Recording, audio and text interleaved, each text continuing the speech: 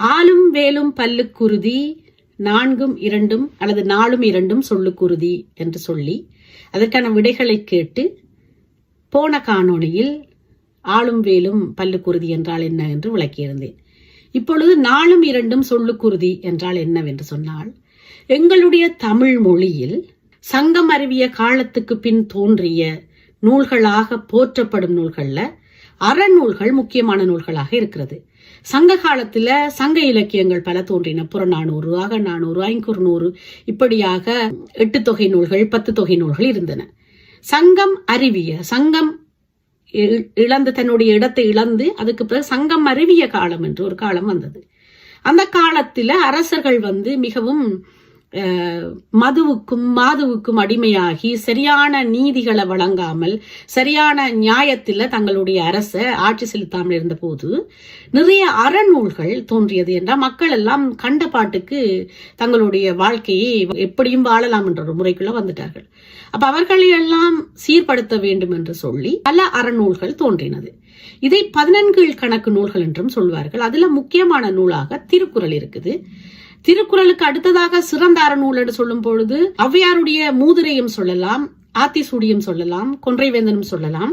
அதே போல நாலடியார் என்ற நூலும் தோன்றியது. திருக்குறளை எழுதியவர் திருவள்ளுவர் என்று எங்களுக்கு தெரியும். திருவள்ளுவர் எழுதியது 1330 குறள்கள். ஒவ்வொரு குறளும் 2 அடிகளை கொண்டது. 1 அடி 2 அடி 2 வரிகளை கொண்டதாக ஒவ்வொரு திருக்குறளும் இருக்குது. அதே போல நாலடியார் என்பது பல சமண முனிவர்கள் சேர்ந்து எழுதிய நூலாக சொல்லப்படுகிறது. திருவள்ளுவரும் சமணராக இருக்கக்கூடும் என்ற ஒரு கருத்து இருக்கிறது.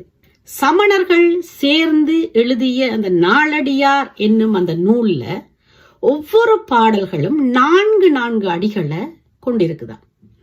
இந்த திருக்குறளையும் இந்த நாலடியாரையும் நாங்கள் கற்று தெளிந்து கசடர எங்களுடைய வாயில் உச்சரித்து பாடமாக்கினோமே என்றால் எங்களுடைய நாக்குல இருந்து வெளியில வார சொற்கள், நான் பேசும் கருத்துகள் எல்லாம் உறுதியான கருத்தாக, நேர்மையான கருத்தாக, ஒரு அற்புதமான கருத்தாக இருக்கும் என்றதுதான் நாலும் இரண்டும் சொல்லுக்கு உறுதி என்று சொன்னது. நாலடியார் பாடல்களையும் திருக்குறளையும் கசடர கற்று தெளிந்தவன் பேசும் சொற்கள் அத்தனையுமே தெளிந்த சொற்களாக, உறுதியான சொற்களாக, ஒரு மக்கள் ஏற்றுக்கொள்ளும் சொற்களாக அமையும் என்பதற்காகவே 4 2 சொல்லுக்கு உறுதி என்று கூறி சென்றிருக்கிறார்கள். என்னுடைய விடை சரியா தவறா என்று கூறிவிட்டு செல்லுங்கள். நன்றி, வணக்கம்.